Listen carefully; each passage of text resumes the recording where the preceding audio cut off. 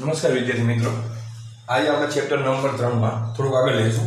એમાં આપણે જોશું તત્વોની ઇલેક્ટ્રોન રચના અને આવર્ત કોષ્ટક. જે અત્યારે હાલના સમયમાં આપણે જે અત્યારે તત્વોની ઇલેક્ટ્રોન રચના વિશે અભ્યાસ કરવી છે, જે આપણે છેલ્લી કક્ષામાં કેટલા ઇલેક્ટ્રોન રહેલા છે અને એ બધું આપણે જોઈ છે, એ હવે આના ઉપરથી આપણે જોઈશું. હવે તો પહેલા તો એમ થાય કે ભાઈ તત્વોની ઇલેક્ટ્રોન રચના એટલે શું? તત્વોની ઇલેક્ટ્રોન રચના એટલે કે એવા કે જે પરમાણુમાં જે ઇલેક્ટ્રોન રહેલા હોય, કોઈ પણ તત્વ છે બરોબર, તો એની અંદર જે ઇલેક્ટ્રોન રહેલા છે તો એની જે ગોઠવણી કરવી છે બરોબર, આપણે એને શું કહેવામાં આવે છે? તત્વોની ઇલેક્ટ્રોન રચના કહેવામાં આવે છે. અને તત્વોની ઇલેક્ટ્રોન રચના આપણે શાના આધારે કરવી છે? તત્વોની ઇલેક્ટ્રોન રચના આપણે જેની અંદર જે પરમાણુ છે, માની લ્યો કે આપણી પાસે સોડિયમ પરમાણુ છે, તો એની અંદર રહેલા ઇલેક્ટ્રોન કેટલા છે? તો આપણને ખબર છે hydrogen, helium, lithium, beryllium, sodium કેટલા પરમાણુ ઉપર આવે છે? 11. તો આપણે એની ઇલેક્ટ્રોન રચના કઈ રીતે કરી? આની અંદર રહેલા ઇલેક્ટ્રોનની સંખ્યા કેટલી? સોડિયમમાં 11. તો 11 જે ઇલેક્ટ્રોન છે એની આપણે જે ગોઠવણી કરવી છે એને શું કહેવામાં આવે છે? તત્વોની ઇલેક્ટ્રોનીય રચના. તો આને આપણે ખબર છે 2 8 1. તો આ જે આપણે ગોઠવણી કરી ઇલેક્ટ્રોનની એને શું કહેવામાં આવે છે? ઇલેક્ટ્રોનીય રચના કહેવામાં આવે છે. બીજી વસ્તુ કે આપણે જે આવર્ત કોષ્ટક, હવે આવર્ત કોષ્ટકમાં જે રચના કરવામાં આવે છે એ કઈ રીતે કરવામાં આવે છે બરોબર, તો એના વિશે આપણે થોડી ચર્ચા કરીશું. તો આપણને ખબર છે કે કુલ આવર્ત કેટલા છે આપણી પાસે? આવર્તની સંખ્યા કેટલી? આવર્ત કેટલા છે? 7 આવર્ત છે. કેટલા છે? આવર્ત કેટલા છે? 7. અને સમૂહ કેટલા છે? 18 સમૂહ છે. કેટલા છે? 18 બરોબર. તો એની અંદર જે તત્વો ગોઠવેલા છે આપણે, તો એની ઇલેક્ટ્રોન રચના કઈ રીતે કરેલી છે એના વિશે આપણે થોડીક ચર્ચા કરીશું. તો કીધેલું છે આવર્તમાં ઇલેક્ટ્રોનીય રચના. આવર્ત ક્રમમાં બાહ્યતમ કક્ષા અથવા સંયોજકતા કક્ષા માટે n નું મૂલ્ય દર્શાવે છે. કે જે આપણે અહીંયા આવર્ત છે 1 2 3 4 5 6 7. તો જે આવર્ત છે એ શું દર્શાવે છે? જે આપણે જે 4 ક્વોન્ટમ અંક ભણવી છે એમાંથી જે એક મુખ્ય ક્વોન્ટમ અંક છે, જે પ્રિન્સિપલ ક્વોન્ટમ અંક n, એ જે આ 7 છે એ n દર્શાવે છે. શું દર્શાવે છે? n. એટલે કે જે n છે તો n બરાબર 1. તો આ શું દર્શાવે છે? જે ક્વોન્ટમ અંક છે એની તમને એના મૂલ્ય દર્શાવે છે બરોબર. તો હવે એ વસ્તુ આપણને એમ થાય કે જેમ જેમ આ આવર્તની સંખ્યા અથવા n નું મૂલ્ય વધતું જશે તેમ તેમ એની અંદર રહેલા શક્તિ સ્તરોની સંખ્યા પણ શું થશે? વધતી જશે. હવે તમને એમ થાય ભાઈ શક્તિ સ્તર તો આપણે ભણ્યા નથી, પણ શક્તિ સ્તર આપણે ભણી ગયા. આપણને ખબર હોય તો S, P, D અને F આ બધા શું કહેવાય? કક્ષકોના શક્તિ સ્તર કહેવાય. તો શક્તિ સ્તરમાં S નું મૂલ્ય કેટલું હતું? 0 હતું. P નું મૂલ્ય કેટલું હતું? 1 હતું. D નું મૂલ્ય કેટલું હતું? 2 હતું. F નું મૂલ્ય કેટલું હતું? 3 હતું. G નું મૂલ્ય અત્યારે ભણવા નથી, પણ એનું મૂલ્ય કેટલું છે? 4 બરોબર. તો આ બધા એના શું થયા? કોઈ પણ જે આ મુખ્ય ક્વોન્ટમ અંક છે એના બધા આ શક્તિ સ્તર થયા. તો જે 7 આવર્ત દર્શાવેલા છે બરોબર, તો એ શું દર્શાવે છે? સંયોજકતા. એટલે કે આ જે આવર્ત છે એની અંદર કઈ કક્ષા છેલ્લી ભરાય છે અને એની અંદર ભરાતા સંયોજકતા ઇલેક્ટ્રોનની તમને શું દર્શાવે છે? સંખ્યા દર્શાવે છે. હવે તમને એમ થાય સંયોજકતા ઇલેક્ટ્રોન એટલે શું? કે સંયોજકતા ઇલેક્ટ્રોન એટલે કે એવા ઇલેક્ટ્રોન કે પરમાણુની ઇલેક્ટ્રોન રચનામાં છેલ્લી કક્ષામાં આવેલા ઇલેક્ટ્રોનની સંખ્યાને શું કહેવામાં આવે છે? સંયોજકતા ઇલેક્ટ્રોન કહેવામાં આવે છે. સંયોજકતા ઇલેક્ટ્રોન કોને કહેવાય? તો અહીં ડેફિનેશન લખું છું. સંયોજકતા ઇલેક્ટ્રોન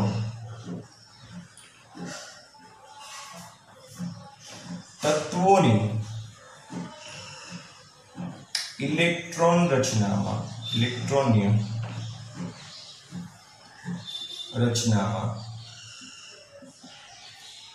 છેલ્લી ભરાયેલ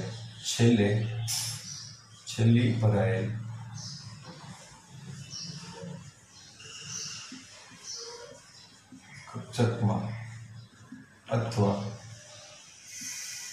છેલ્લે રહેલા ઇલેક્ટ્રોનની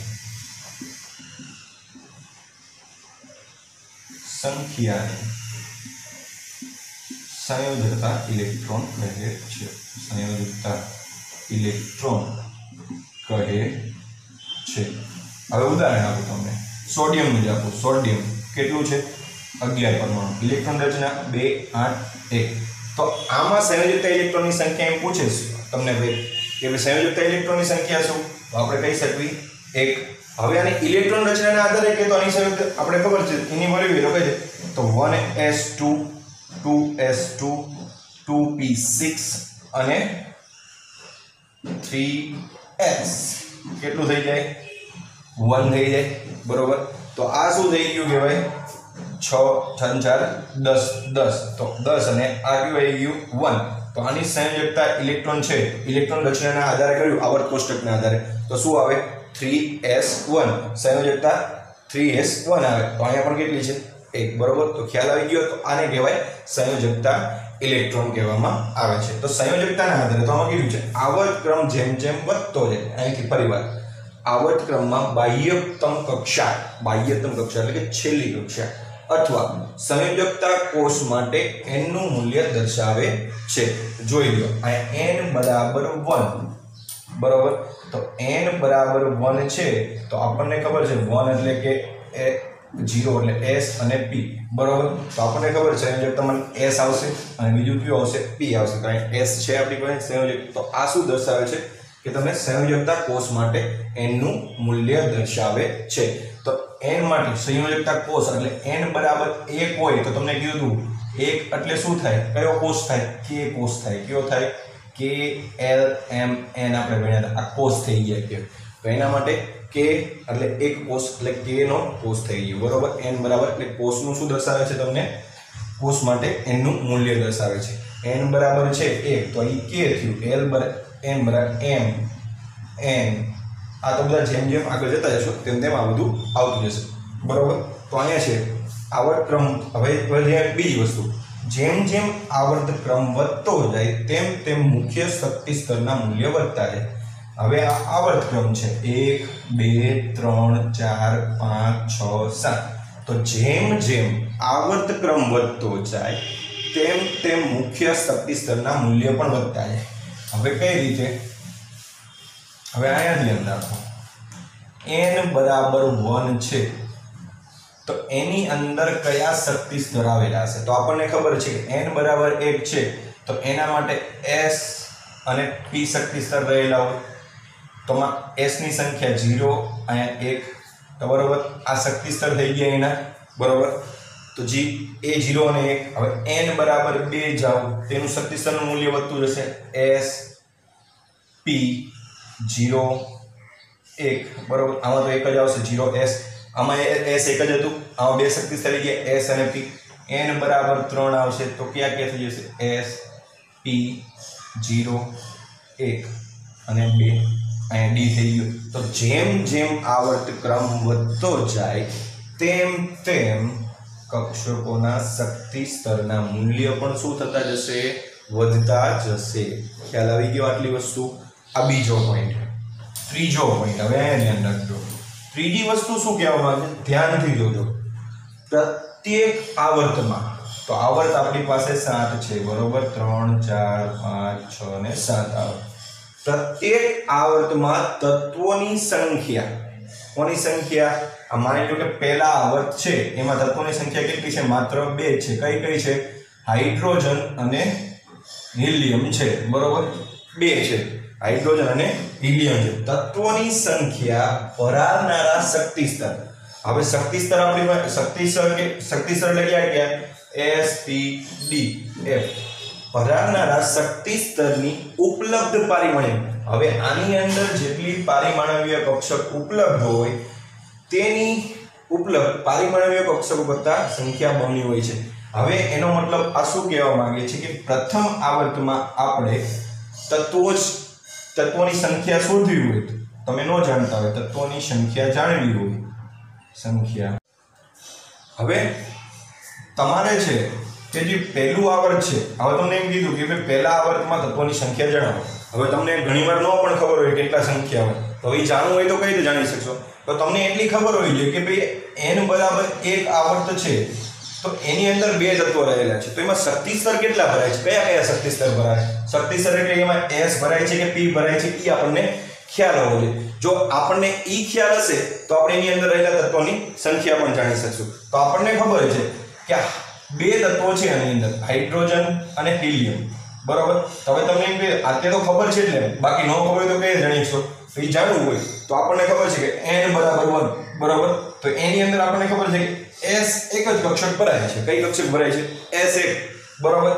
તો s ભરાય છે તો બરોબર આનું ડબલ એટલે કે આ કેટલી સંખ્યા થઈ? s માં એક પરિમાણીય કક્ષક થઈ. બરોબર. તો આનું ડબલ એટલા તત્વો હોય તો અહીંયા જોઈ લો કેટલા તત્વો છે? 2. બરોબર. હવે બીજું તમને એમ થાય, હવે તમને બીજું કહું, આનો ખબર હોય તો વાંધો નહીં. ચાલો હવે આ 2 છે. બરોબર. n = 2 છે. બરોબર. તો n = 2 છે તો આપણને ખબર છે કે n = 2 હોય તો 0 અને 1 એટલે કે s અને p. બરોબર. તો વાય ધ્યાન રાખજો, s માં કેટલા? s એટલે કે 1s, p એટલે જો 1 2 અને 3 એટલે કે p એટલે જો આ 1 2 3 4. તો કુલ પરિમાણીય કક્ષકની સંખ્યા કેટલી છે? 4. તો 4. તો આની અંદર જે બીજું આવર્ત છે એની અંદર તત્વોની સંખ્યા કેટલી થશે? 8. જે છેલ્લે ભરાતી હોય કે છેલ્લે કઈ કઈ કક્ષક ભરાય છે એના આધારે આપણે જોઈ શકશું. હવે તમને આનું ઉદાહરણ આપું. હવે અહીં ધ્યાન રાખજો કઈ રીતે સંખ્યા છે. n = 1 છે, પહેલું આવર્ત છે. તો પહેલા આવર્તમાં કેટલા? હાઇડ્રોજન અને હિલિયમ. પરમાણુ ક્રમાંક 1 અને આનો પરમાણુ ક્રમાંક 2. હવે આમાં કઈ રીતે ઇલેક્ટ્રોન ભરાય એ આપણે જોઈશું. હાઇડ્રોજનનો પરમાણુ ક્રમાંક 1 છે તો એની હાઇડ્રોજનનો 1 છે તો એની અંદર આપણને ખબર છે કે 1s. તો એની અંદર કેટલો ઇલેક્ટ્રોન સમય? માત્ર ને માત્ર 1. હિલિયમ છે તો એની અંદર કેટલા ઇલેક્ટ્રોન સમય? 1s માં આ 1s 1 થઈ, આ 1s 2 થઈ. કારણ કે આની અંદર પરમાણુ ક્રમાંક 2 છે એની અંદર કેટલા ઇલેક્ટ્રોન છે? 2 ભરાય છે. તો આટલી વસ્તુ ખ્યાલ આવી ગયો. અને આના તત્વોની સંખ્યા કેટલી થઈ? 2. કેમ? કારણ કે જેની જો અહીં કીધેલું છે પ્રત્યેક આવર્તમાં તત્વોની સંખ્યા ભરાનારી શક્તિ સ્તરના, આમાં કયું શક્તિ સ્તર ભરાય છે? s શક્તિ સ્તર ભરાય છે. ભરાવનારા શક્તિ સ્તરના ઉપલબ્ધ શક્તિ સ્તરમાંથી પરિમાણીય કક્ષક ઉપલબ્ધ છે કઈ છે? 1s. ઉપલબ્ધ પરિમાણીય કક્ષકોની સંખ્યા કરતા બંને હોય છે. હવે પરિમાણીય કક્ષક કઈ છે? 1s અને કેટલી છે? 1. તો એની તત્વોની સંખ્યા કેટલી હશે? 2. ખ્યાલ આવી ગયો આટલી વસ્તુ. હવે આગળ ક્યાંથી શરૂ થાય છે પહેલું આવર્ત અને ક્યાં પૂરું થાય છે? હાઇડ્રોજનથી શરૂ થાય છે અને હિલિયમે પૂરું થાય છે. અને બરોબર એમાં શક્તિ સ્તરની સંખ્યા કઈ હોય છે? s એક જ હોય છે, બીજી હોતી નથી. હવે બીજું આવર્ત 2. હવે આવર્ત 2 ક્યાંથી શરૂ થાય છે? નો ખબર પડે તો આપણે ફરીવાર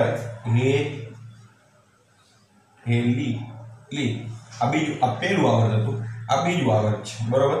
લિથિયમ થી શરૂ થાય. ક્યાંથી શરૂ થાય? લિથિયમ થી શરૂ થશે અને ક્યાં સુધી હશે?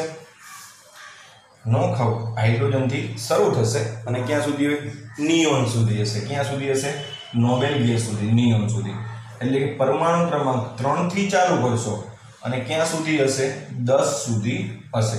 હવે તો તમને એમ થાય કઈ કઈ કક્ષકો ભરાતી હશે આની અંદર? આવર્ત 2 માં. તો આપણને ખબર છે આવર્ત 2 માં છે કઈ એક તો s કક્ષક ભરાશે અને બીજી કઈ કક્ષક ભરાશે? p કક્ષક પણ ભરાય છે. એટલે કે બરાબર 2s અને 2p ભરાશે. કઈ ભરાશે? 2s પણ ભરાશે અને 2p કક્ષકો ભરાય છે. બરોબર. હવે કઈ રીતે આપણને ખ્યાલ આવ્યો કક્ષકો ભરાય છે? હવે તો આપણને ખબર હોવી જોઈએ કે 10 ઇલેક્ટ્રોન છે બીજા આવર્તમાં. બરોબર. 10 ઇલેક્ટ્રોન છે તો વધીને ક્યાં સુધી ભરાય છે? ખબર છે કે 1s2 2s2 અને 2p 6 આ એની લિમિટ છે. બરોબર. તો 2 6 અને 4 10 ઇલેક્ટ્રોન સુધી છે તો છેલ્લી કઈ ભરાતી હશે? 2p ભરાતી હશે. તો આપણને ખબર છે તો પેલું લિથિયમ છે. લિથિયમ લિથિયમની ઇલેક્ટ્રોન રચના લખવી હોય આપણે. લિથિયમ તો પરમાણુ ક્રમાંક 3. હવે ઇલેક્ટ્રોન લખવા હોય તો કઈ રીતે લખીશું? તો આપણને ખબર છે 1s કેટલા છે? 3 છે તો 1 અને 2 1s માં ભરાશે. પછી કઈ ભરાશે? 2s 1 ભરાશે. તો લિથિયમમાં 1 આવી ગયું. બરોબર. Lithium, hydrogen, helium, lithium, beryllium આવશે. બેરિલિયમનો પરમાણુ ક્રમાંક 4. તો એમાં તો કઈ ભરાશે? 1s2 અને 2s2. બરોબર. 1s2 2s2. બરોબર. 4 ભરાઈ ગયા. હાઇડ્રોજન, લિથિયમ, બેરિલિયમ, બોરોનનો પરમાણુ ક્રમાંક 5. બરોબર. તો બોરોન થી છે કઈ કક્ષા ભરવાનું શરૂ થશે? p. હવે તમને એમ થાય કે આમાં s આવ્યું p આવ્યું કઈ રીતે, તો આપણને ખ્યાલ આવવો જોઈએ 2 n બરાબર 2 કીધું છે, n બરાબર 2 કીધું છે, તો આપણને l ના મૂલ્ય ખબર હોવા જોઈએ કે 0 અને 1. તો 0 એટલે કે s અને p. તો આપણને ખબર n બરાબર 2 છે આગળ, તો એમાં કયા કયા શક્તિ સ્તર આવેલા છે? વધુ એક તો s આવેલું હશે અને p આવેલું છે, d આવેલું હશે નહીં એની અંદર, બરોબર. તો આટલી વસ્તુ આપણને ખ્યાલ હોવો જોઈએ. તો આ વસ્તુ થઈ ગયું આપણે. હવે ધ્યાન રાખજો, બોરોનનો કેવું થયું? 1s2 2s2 અને 2s2 અને 2p1 થઈ ગયું. તો આની ઇલેક્ટ્રોન રચના થઈ ગઈ. અને છેલ્લે છે સંપૂર્ણ ક્યાં ભરાશે? નિયોનમાં. આખી આ શું થઈ જશે? પૂર્ણ. હવે તમને એ ખ્યાલ હોવો જોઈએ આમાં કેટલા આમાં તત્વોની સંખ્યા કેટલી હશે એ જાણવું હોય તો આપણે કશું જ નથી કરવાનું. શું કરવાનું? જે શક્તિ સ્તર ભરાય છે, જે શક્તિ સ્તર ભરાતા હોય એનું ડબલ કરી નાખો, એટલા તત્વો હોય. s અને p શક્તિ સ્તર ભરાય છે એટલે આ s થઈ ગયું, બરાબર. અને p એટલે 1 2 અને 3 3 આ અને 1 આ, બરાબર. એક કક્ષક આ અને 3 આ, તો બેનો સરવાળો કરો એટલે 4, તો આનું ડબલ 8. તો આની અંદર કેટલા તત્વો રહેલા હશે? 8 તત્વો રહેલા હશે, બરાબર. તો આટલી વસ્તુ ક્લિયર. હવે આવર્ત 3 લઈ લેવી. આવર્ત 3 છે એ ક્યાંથી શરૂ થશે? હાઇડ્રોજન હેલિયમના સોડિયમ થી શરૂ થશે. ક્યાંથી શરૂ થશે? સોડિયમ થી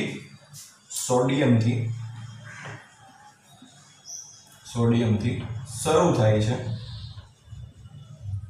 અને ક્યાં સુધી હોય છે? સોડિયમ થી શરૂ, હેલિયમ નાખી રક્ષે પૂર્યા, પછી અહીંયા આવશે હિલિયમ, નિયોન, આર્ગન સુધી. ક્યાં સુધી હશે? આર્ગન સુધી. સોડિયમ થી શરૂ થાય છે અને આર્ગન સુધી હોય છે. હવે તમને એ ખબર હોય આર્ગન સુધી હોય છે. હવે આનો પરમાણુ ક્રમાંક 11 છે અને આર્ગનનો પરમાણુ ક્રમાંક શું થશે? આર્ગનનો પરમાણુ ક્રમાંક ખ્યાલ હોવો જોઈએ તમારે. હવે અહીંયા છે, બરોબર, સોડિયમ છે. હવે આમાં તમને એક વસ્તુ બીજી ખ્યાલ હોવી જોઈએ કે આમાં પણ છે માત્ર s અને p જ ભરાશે. ભલે આની અંદર મૂલ્ય આવે છે n બરાબર 3 છે, તો આની અંદર તમને એમ થાય s0 n l ના મૂલ્ય તમે લખવા જશો n બરાબર 3 માટે l ના મૂલ્ય તમે લખવા જશો 0 1 અને 2, તો આમાં તમને s p અને તમને એમ થશે d પણ આવશે. પણ ના, આવર્ત 3 છે એમાં d ભરાતી નથી. માત્ર ક્યાં સુધી ભરાય છે? p સુધી ભરાય છે, કારણ કે એમાં d કક્ષકમાં ઇલેક્ટ્રોન ભરાવાની ક્ષમતા, ઇલેક્ટ્રોન p કક્ષામાં બધું પૂરું થઈ જાય છે, d માં કશું જ ભરાતું નથી. એનું રીઝન છે. તો અહીંયા ધ્યાન રાખજો આપણે. જો n બરાબર 3 છે તો n બરાબર 3. હવે આમાં તમને ખબર હોય કયા કયા તત્વો આવેલા છે? સોડિયમ, 11, મેગ્નેશિયમ, એલ્યુમિનિયમ, બરોબર. તો 11 12 13, બરોબર. તો હવે આની ઇલેક્ટ્રોન રચના લખો તો કઈ રીતે ખબર પડશે તમને? ઇલેક્ટ્રોન રચના લખો તો આની ઇલેક્ટ્રોન રચના 11 પરમાણુ ક્રમાંક છે, તો આમાં કઈ કઈ કક્ષક ભરાશે? 2 8. હવે ધ્યાન રાખજો 1s2 2s2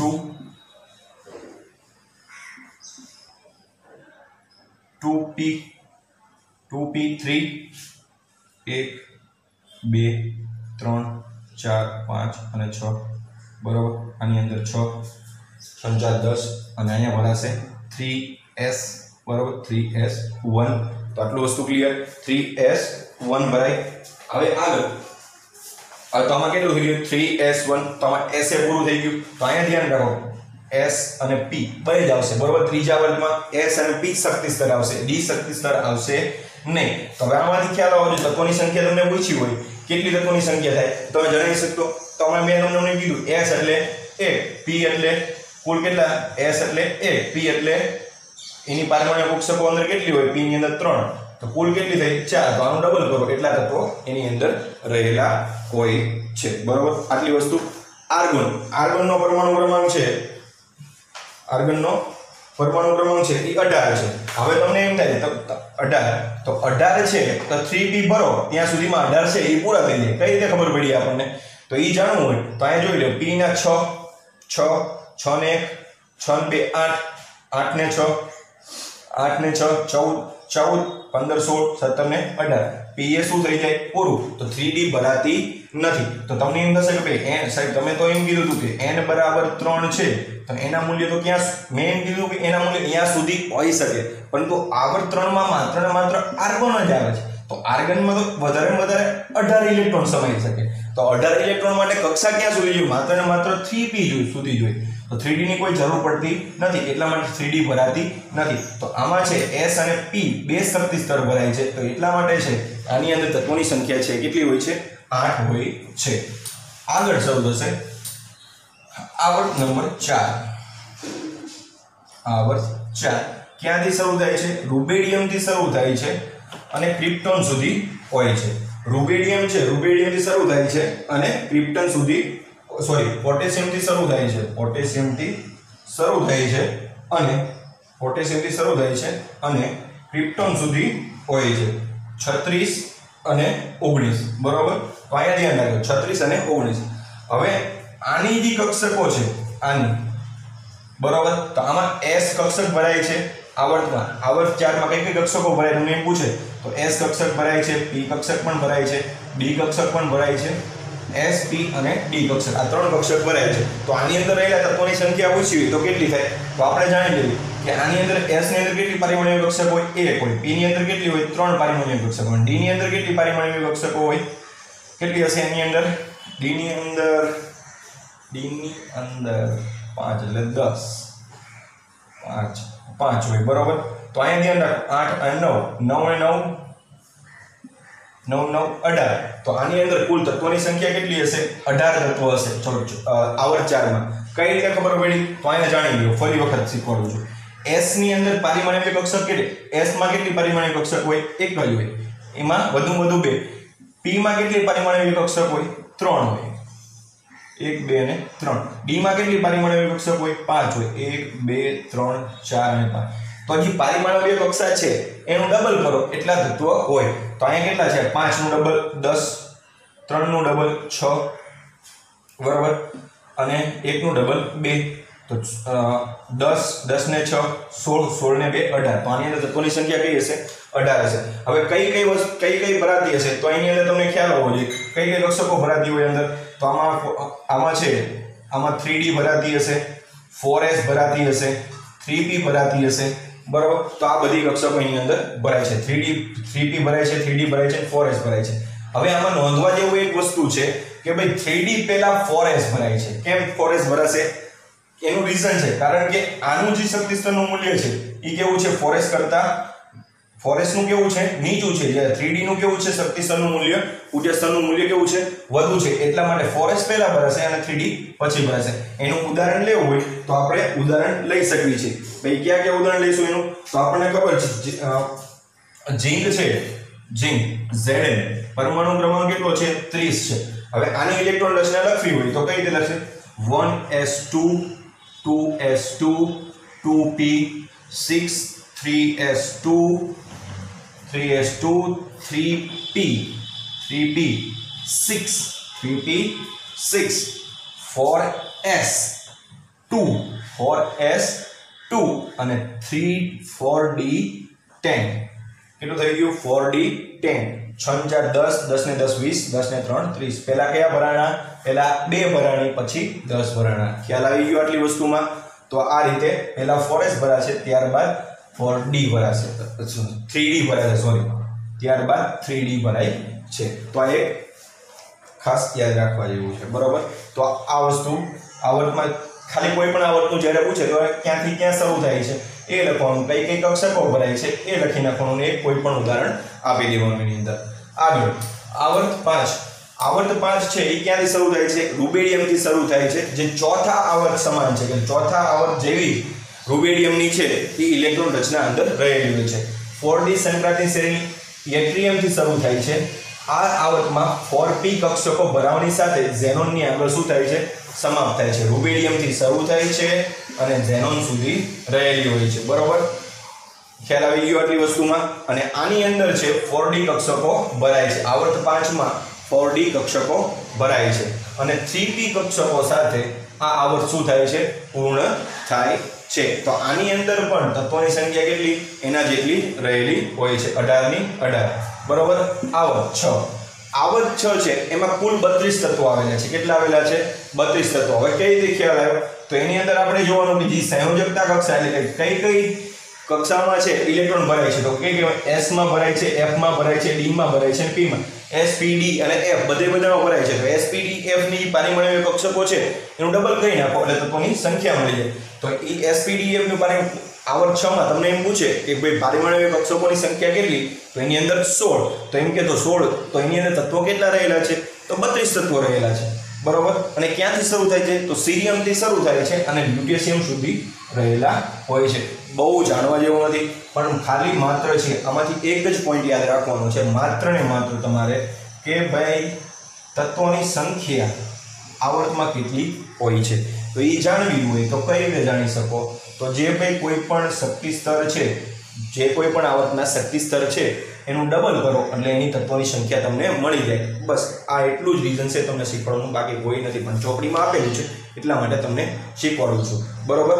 સીરિયમથી શરૂ થાય છે અને લ્યુટેશિયમ સુધી લ્યુટેશિયમ એ પૂરું થાય છે.